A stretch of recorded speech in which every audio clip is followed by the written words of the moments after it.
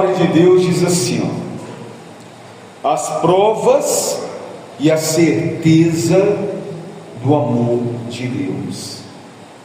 As provas e a certeza do amor de Deus.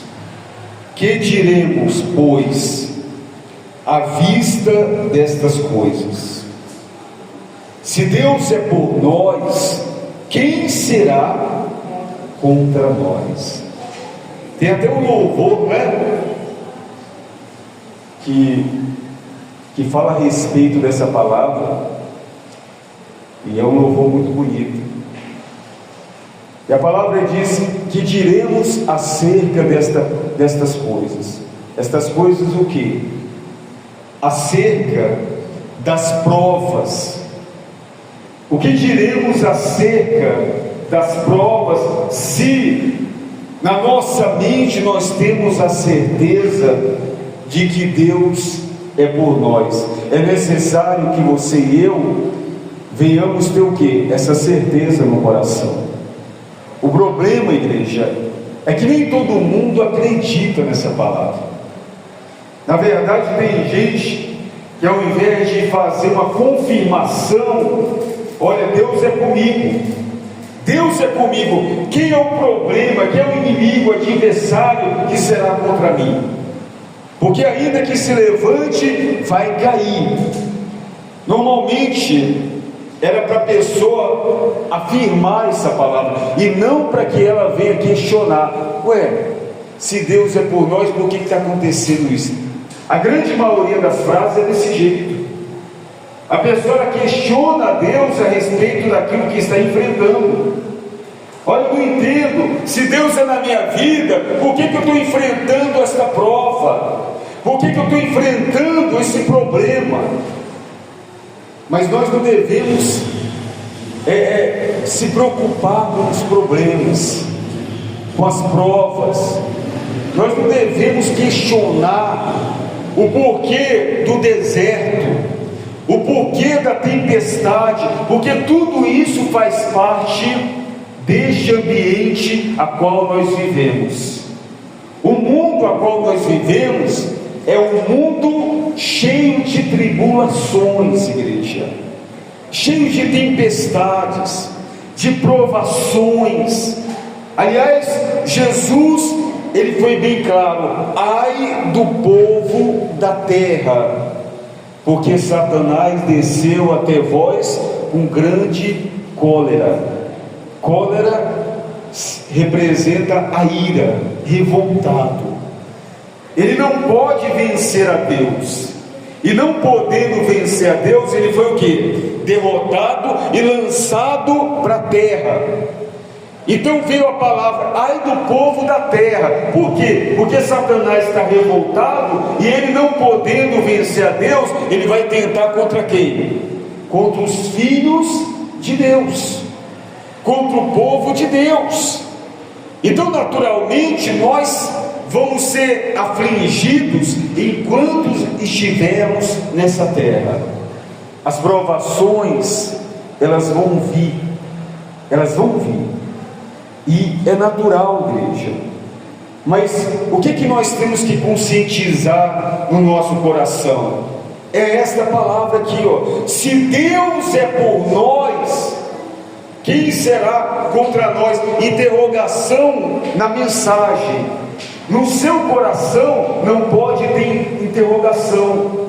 A interrogação, ela sugere uma pergunta e sugere também uma dúvida. Você e eu não podemos ter dúvida. Nós temos que ter o quê? Certeza. Certeza não é sinônimo de fé. Certeza não é sinônimo de vitória. Ou seja, essa certeza, ela tem que estar no nosso coração, igreja, e não a interrogação. A mensagem está fazendo uma pergunta para nós, e cada um de nós temos que ter a resposta na ponta da língua. Se Deus é por nós, quem será contra nós? Quantas vezes você e eu ouvimos essa pergunta e ali ainda ficamos em dúvida: é mesmo, né? Mas por que está acontecendo isso? Por que eu estou enfrentando essa prova? Eu me lembro de Gideão, que o anjo chegou para ele: ô Gideão, Deus é contigo, Deus é contigo, homem valente, vai nessa tua força, nessa tua fé. O anjo, igreja, não estava ali colocando dúvida, mas ele estava o quê? Colocando ânimo na vida de Gideão. Só que Gideão tinha uma interrogação no coração dele, e falou para o anjo: se Deus é comigo, por que me sobreveio tamanha aflição? Por que eu estou passando por isso? Por que eu não consigo prosperar? Por que eu não consigo vencer? Por que o inimigo tem me humilhado dia após dia?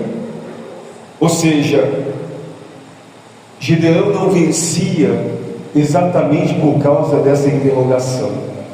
E tem muita gente hoje que não está vencendo justamente pelo mesmo ponto de interrogação, porque ela não consegue responder essa pergunta aqui, ó.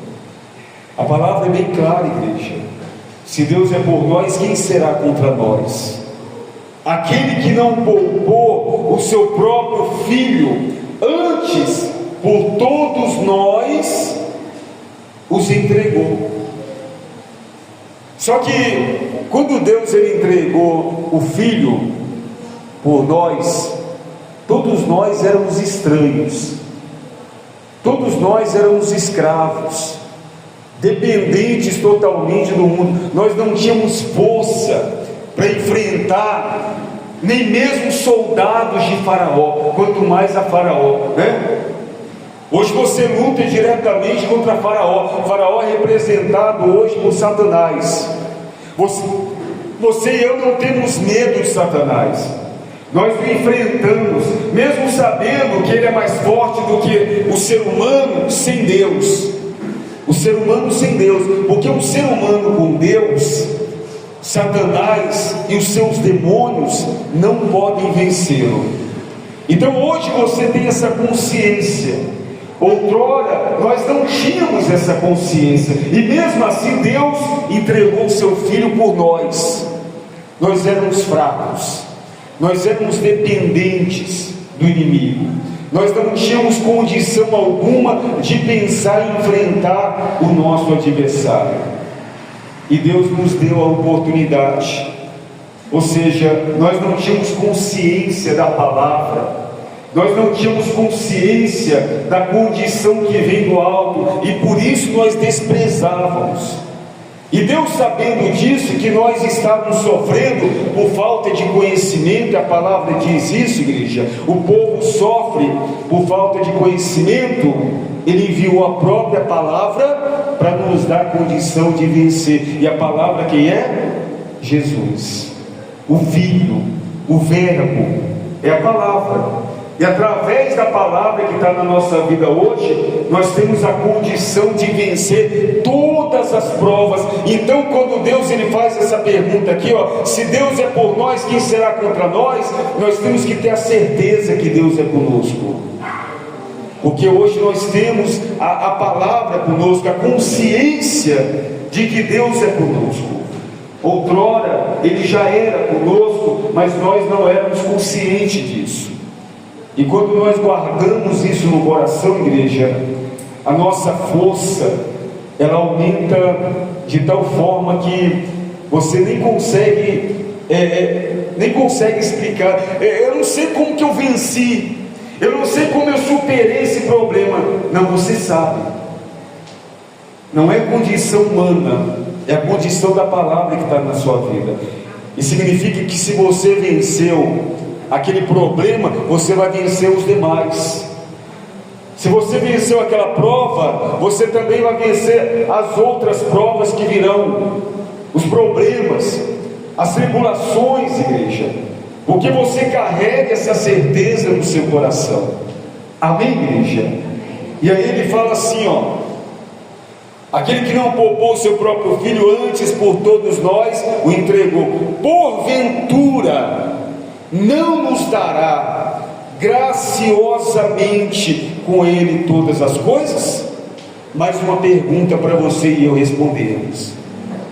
Ou seja, se ele não poupou o seu único filho, quando outrora nós não tínhamos consciência daquilo que o filho estava fazendo, quanto mais hoje que nós reconhecemos o pagamento que foi feito por você, o que Jesus ele fez por nós, ainda mais hoje, igreja, que nós estamos aqui adorando, reconhecendo a grandeza dele. Outrora nós não reconhecíamos, e hoje nós estamos aqui, Por que nós estamos aqui? Por causa da palavra.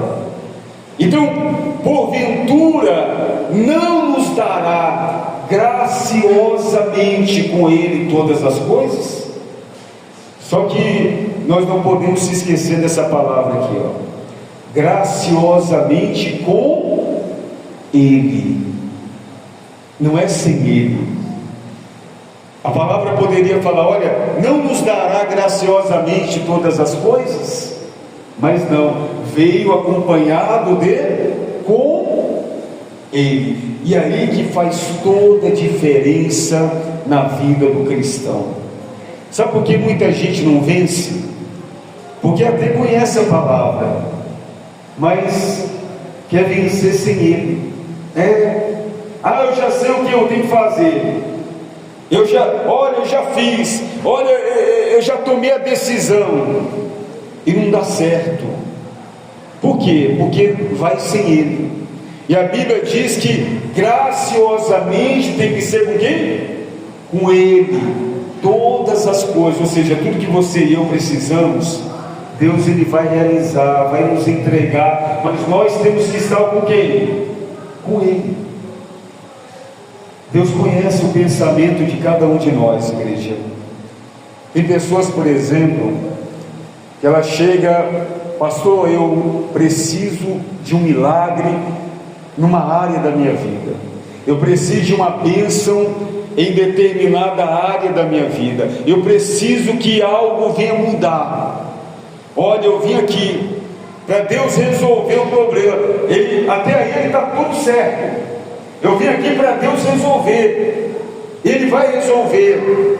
Só que quando Deus ele sonda o pensamento da pessoa, ele percebe que ele sonda o pensamento, ele vê, porque ele consegue ver o pensamento antes mesmo de falado, que aquela pessoa só está intencionada em receber o quê? O milagre. Ela não tem a mínima vontade de andar com Jesus.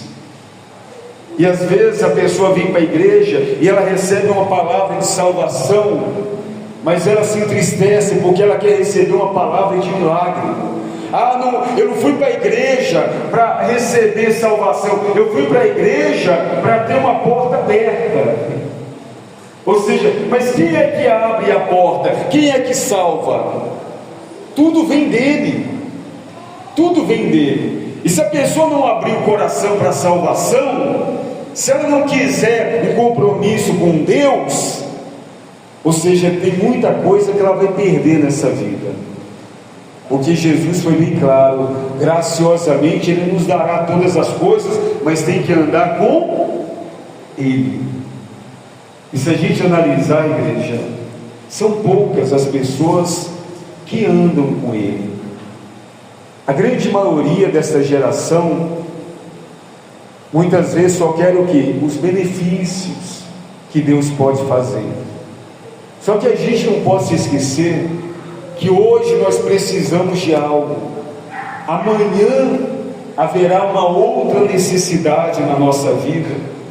Depois de amanhã haverá outra necessidade. E a gente já tem a consciência que todas as necessidades da nossa vida podem ser supridas por Ele.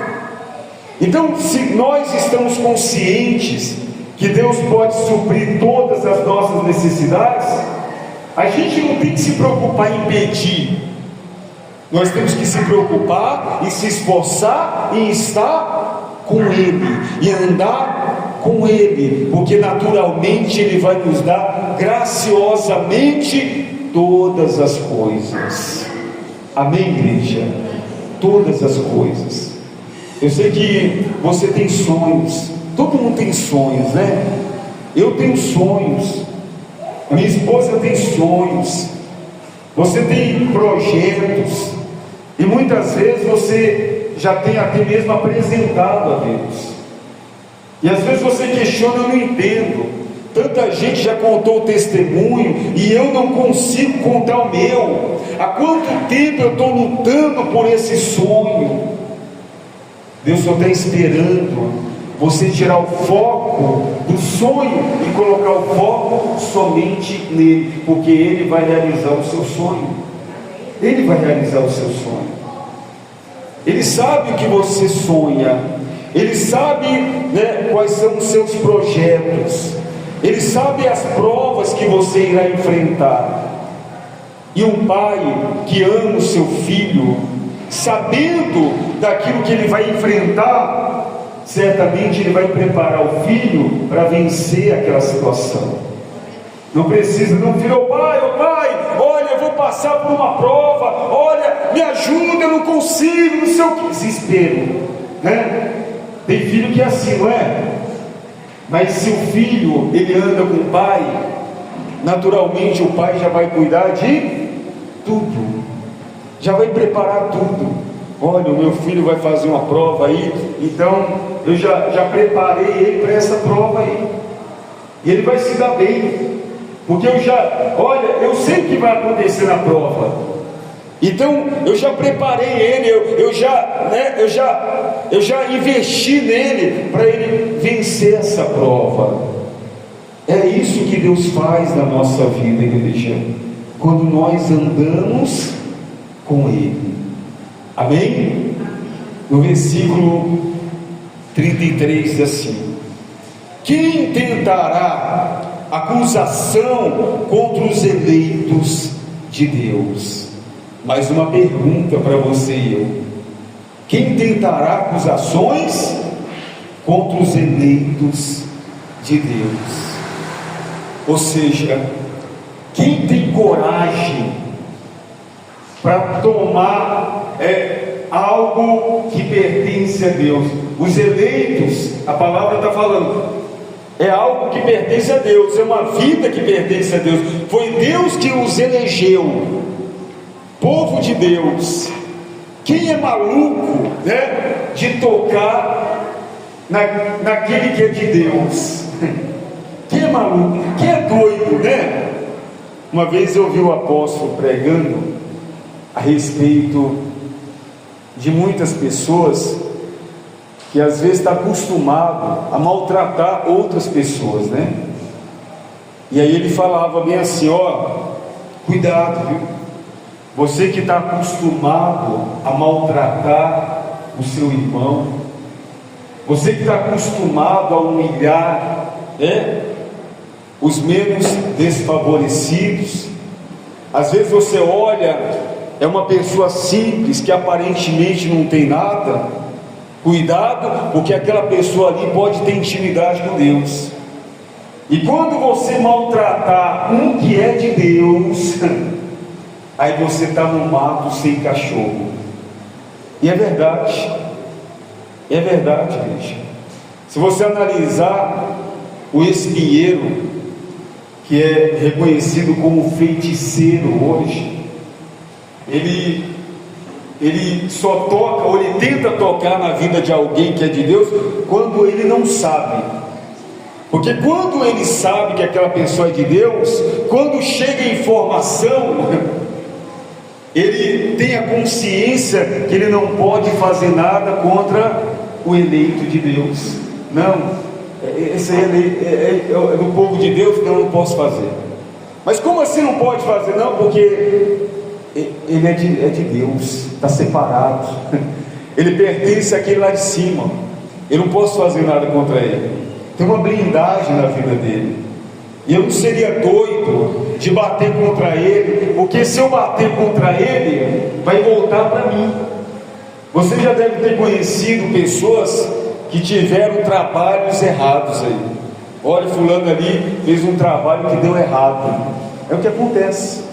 Às vezes, olha, vou fazer aí um trabalho para fulano. Aí vai lá, apresenta o nome aí. Só que ninguém sabe que aquela pessoa tem intimidade com Deus. eleito de Deus. Trabalho bate e volta. Demônio volta enfurecido. Como é que você me invoca para tentar contra os eleitos de Deus? Porque não tem, igreja, nenhum capaz para intentar contra os eleitos de Deus, quando este sabe que é eleito.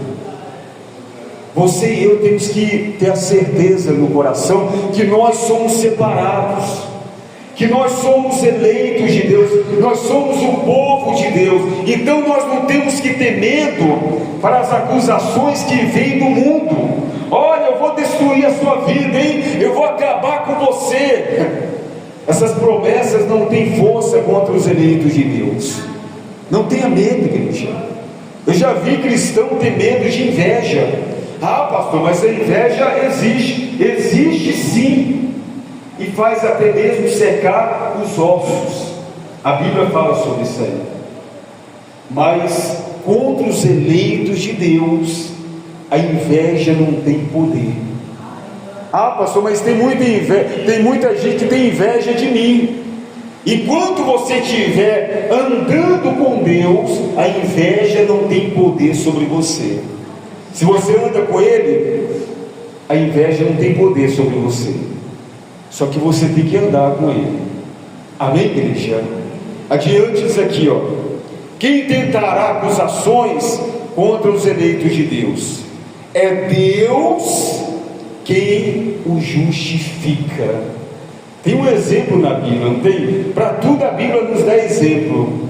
Por exemplo, teve uns espíritos malignos que enfrentou uns homens, né? E aí os homens foram enfrentar os demônios. E aí os homens falaram assim: pelo Deus que está na vida de Paulo, esconjuro-te, ou seja, sai da vida deles. Pelo Deus que está na vida de quem? De Paulo. Aí os demônios falaram assim: olha, eu sei quem é Jesus, eu conheço Jesus, eu sei quem é Paulo, mas vocês não têm condição de combater comigo. Ou seja, aqueles homens não andavam com Deus, então eles não tinham blindagem. Mas os demônios falaram: olha, eu conheço Jesus, eu sei quem é Paulo, eu conheço a Paulo, né? Eu conheço Jesus e sei quem é Paulo. Paulo anda com quem? Com Jesus. Na vida de Paulo eu não posso tocar, mas na vida de quem não anda com Jesus, aí é diferente. Então a Bíblia nos dá esse exemplo muito bem claro, que os eleitos de Deus têm uma proteção muito grande, mas tem que andar com Jesus. Amém, igreja? Quem os condenará? Mais outra pergunta, né? Quem os condenará? É Cristo Jesus quem morreu, ou antes quem ressuscitou, a qual está à direita de Deus e também intercede por nós.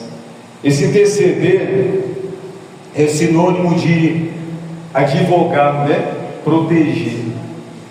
Ou seja, a Bíblia já está falando aqui a respeito de um patamar maior. Está falando de juízes, de julgamento. Ou seja, tem gente que te julga e tem gente que te julga e já te condena. Meu Deus do céu, imagine estes aí que te julga e te condena. Não tem gente assim que fala injúria contra a sua vida, que levanta falso testemunho e diz: ó, você vai morrer, ó, você vai pagar caro, olha, você vai acabar em cima de uma cama, seco. Tem gente assim? Tem muita gente assim. Só que essa pessoa, ou esses adversários que se colocam contra a sua vida, te julgando e te condenando, eles se esquecem que quem te protege e quem luta ao seu favor é o advogado fiel chamado Jesus Cristo. Eles podem esquecer, mas você não pode esquecer. Você não pode se esquecer do seu advogado, igreja. se você está numa causa, diante de um juiz, se você está enfrentando uma batalha, você não pode se esquecer daquele que te protege, daquele que te guarda, daquele na qual você anda ao lado, que anda ao lado da sua vida. Você não pode se esquecer jamais daquele que vai te dar a vitória em todas as provas. Amém, igreja? E aí no 35 diz assim, ó: quem nos separará do amor de Cristo? Mais uma pergunta. Por que a palavra está falando e perguntando tanta coisa para nós? Porque a palavra, ela quer receber a resposta. Quem nos separará do amor de Cristo? Por que Jesus está nos fazendo essa pergunta? Porque tem muita gente que se separa do amor de Cristo por coisas mínimas, coisas pequenas, né? Tem muita gente também que se separa do amor de Cristo por causa das situações que estão enfrentando, por causa de uma doença, ou um relacionamento que não deu certo, por causa de um emprego que fechou a porta, por causa de uma dificuldade financeira. Ou seja, Deus está falando, igreja, qual é o motivo pelo qual uma pessoa ela deve se separar do amor de Cristo? Será que tem motivos para que a gente venha se separar de Cristo? Todos os motivos que o mundo produz não são nada para nos separar do amor de Cristo. Amém, igreja? E aí ele nos dá um exemplo. Será a tribulação? O que mais se tem nesse mundo é tribulação. Se você analisar, você não consegue contar quantas tribulações você já teve durante a sua caminhada. Eu não consigo contar. São muitas. Tribulações são problemas. Problemas nós enfrentamos todos os dias. Todos os dias nós enfrentamos situações de tribulação, igreja, para tentar nos corromper, para tentar nos destruir. Então a tribulação, ela não pode ter força na sua vida para te separar do amor de Cristo. Aliás, nada.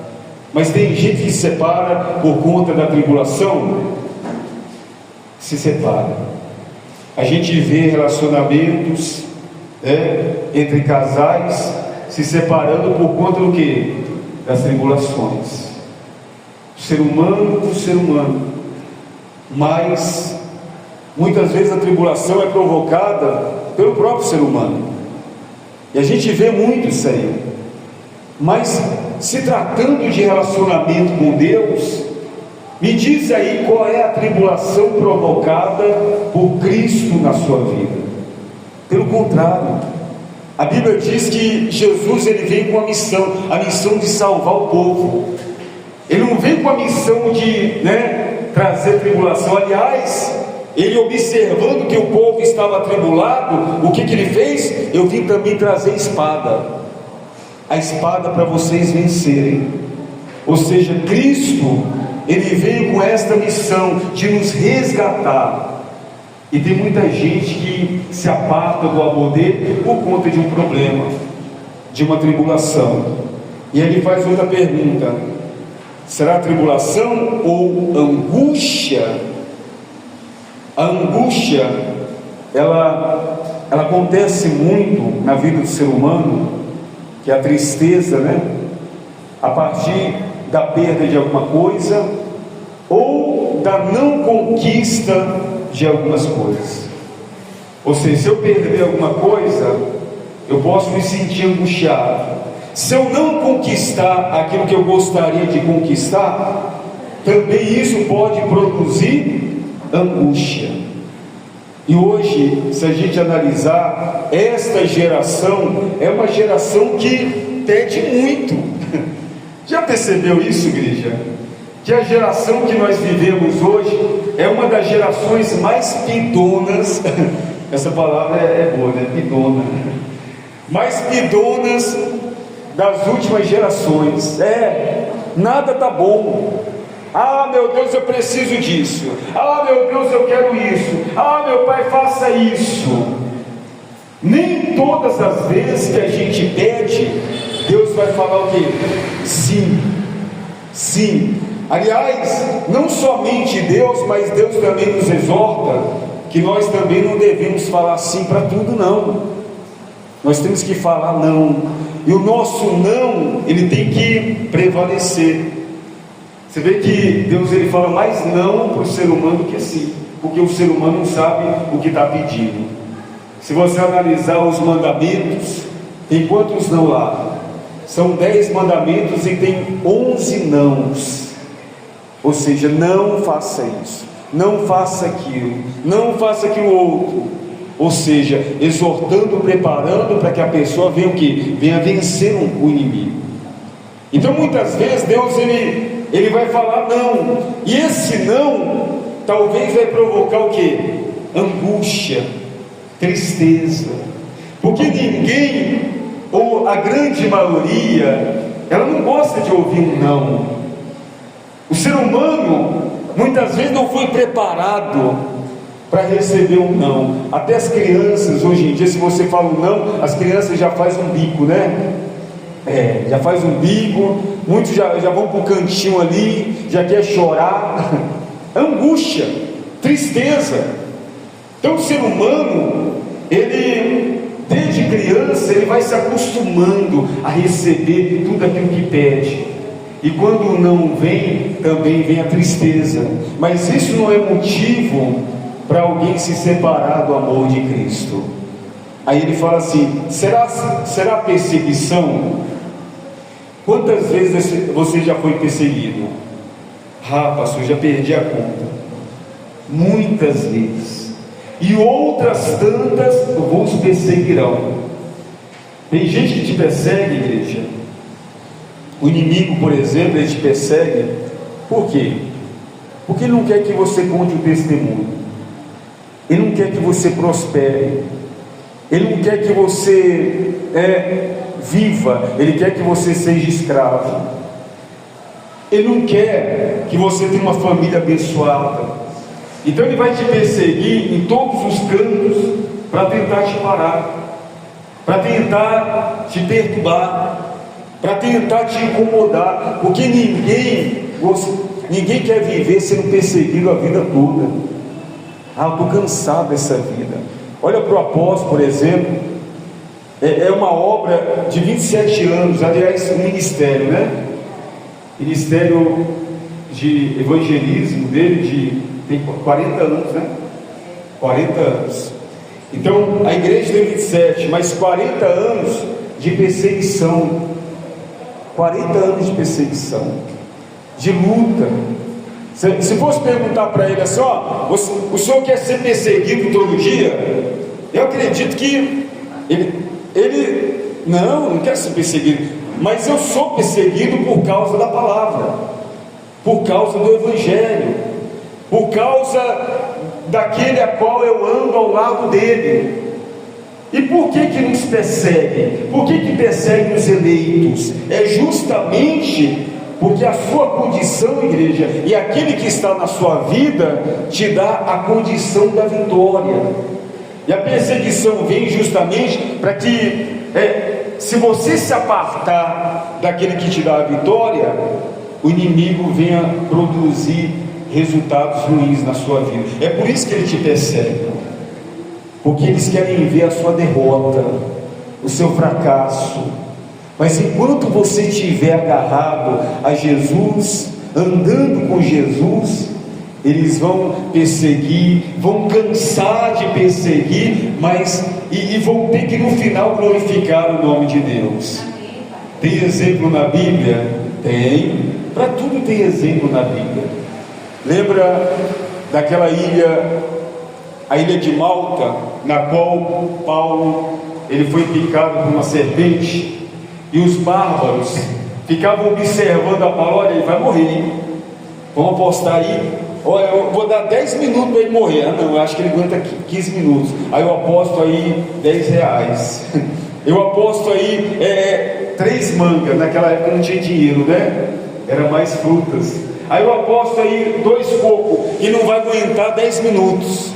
vai começar a inchar, daqui a pouco ele vai cair, e ficava olhando, ou seja, perseguição, não, ele vai cair, olha, ele não vai suportar não, a serpente é venenosa, ninguém nunca escapou, e Paulo lá, tranquilo, na verdade não sofreu nenhum dano. E por que Paulo não sofreu nenhum dano?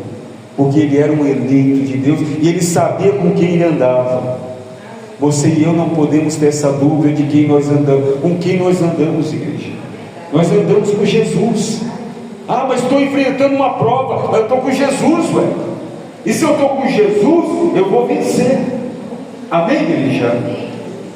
E aí ele nos dá outro exemplo aqui, será a fome que vai te separar do amor de Cristo? Você já viu algum cristão reclamar porque está com fome? Reclama. Não tem nada, que vida é essa? Eu trabalho que nem um doido, que nem um louco, maluco aí, e não tenho nada, só vivo na escassez. Que vida é essa? Que adianta? Aí começa a falar, que adianta estar na igreja? O que tem a ver a igreja com a falta de alimento na despensa? O que tem a ver o amor de Cristo com a fome que aquela pessoa está sentindo? Tem nada a ver, igreja. Só que ela coloca tudo ali na soma, não é?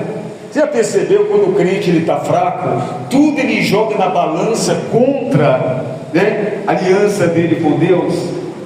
Olha aí, que adianta estar servindo a Deus? Que adianta estar na igreja todo dia? Que adianta orar? É só luta, é só prova, é doenças, é porta trancada e não sei o que. Tudo ele vai jogando na balança, e o cristão não deve fazer isso.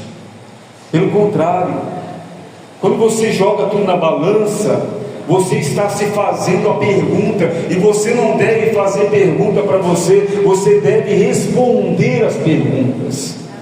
Você tem que ter a certeza, igreja.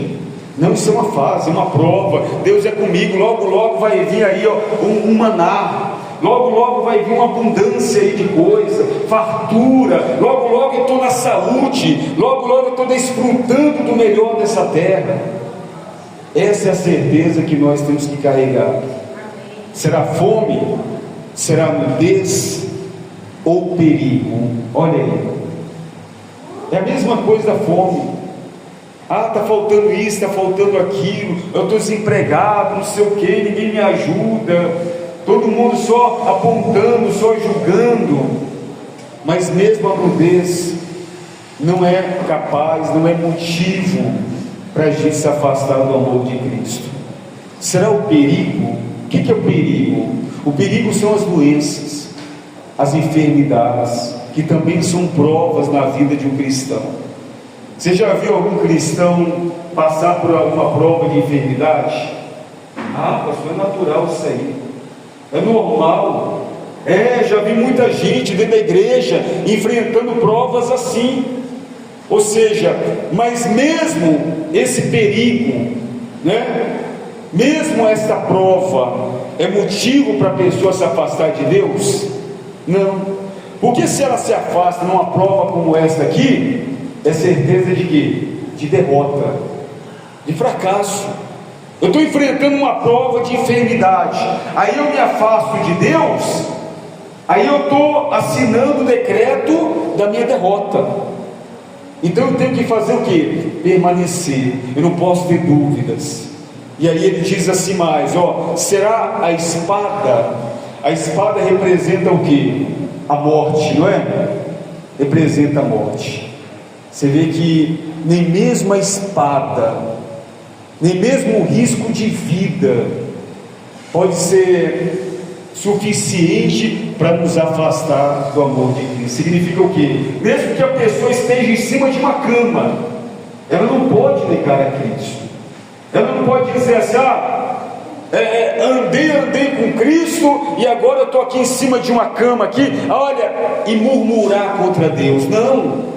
Tem exemplo na Bíblia, Jó. Para que exemplo melhor do que Jó? Jó estava condenado, igreja. Condenado pela medicina, não tinha mais jeito para ele. Mas ele negou a Cristo? Não, pelo contrário. Pelo contrário, ele adorou a Deus. Mesmo na enfermidade, ele orava pelos amigos. Mesmo na enfermidade, morrendo, ele não virou as costas para Deus, ele não abandonou o seu Deus. E Deus mudou a sorte dele. Ele não sabia que Deus mudaria a sorte dele. Deus não era obrigado a fazer isso. Deus não é obrigado a mudar a nossa sorte, mas Ele faz se Ele quiser. E Ele tem feito muito a mudança de sorte na vida de muitas pessoas no nosso meio. Então vale a pena demais permanecer com Cristo. Amém, igreja? No versículo 36 diz assim, ó: como está escrito, por amor de ti somos entregue à morte o dia todo, fomos considerados como ovelhas para o matadouro. Misericórdia.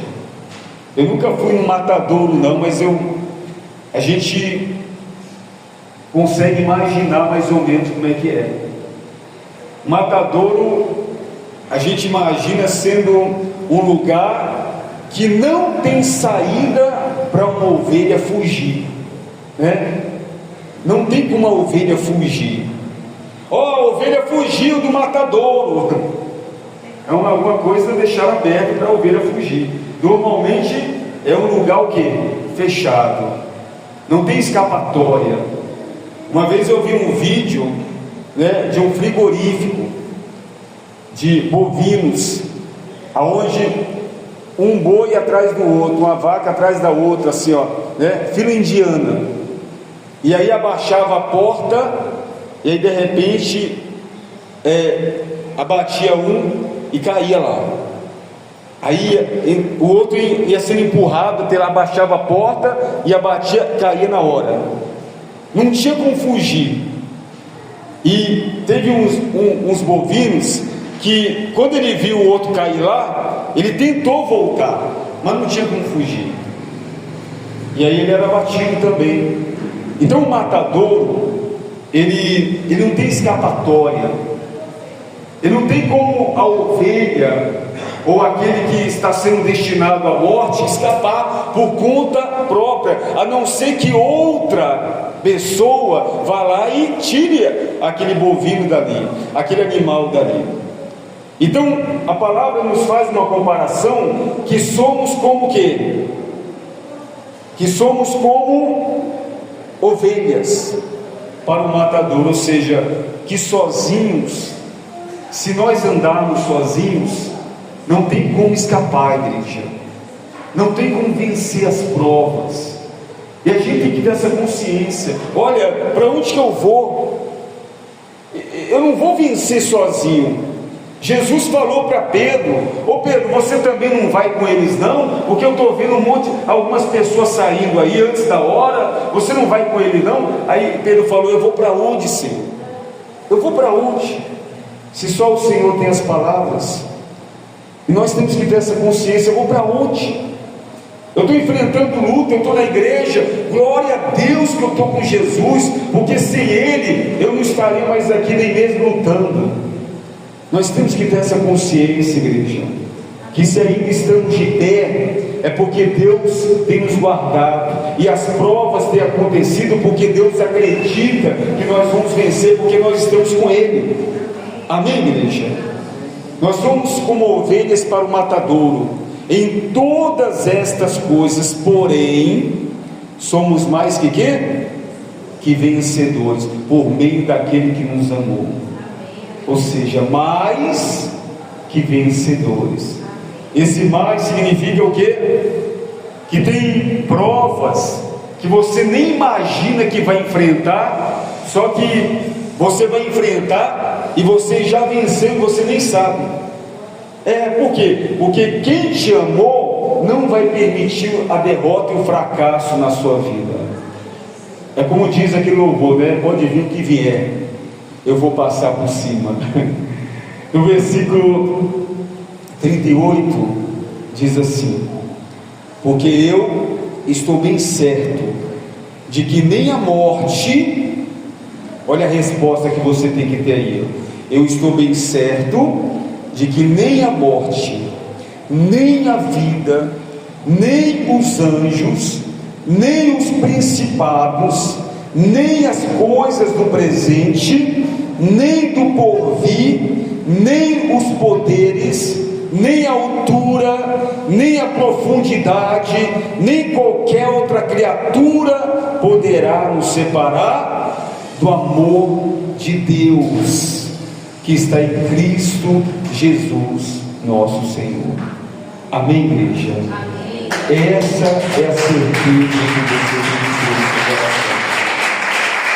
Glória a Deus. Guarda essa palavra no seu coração. O 38.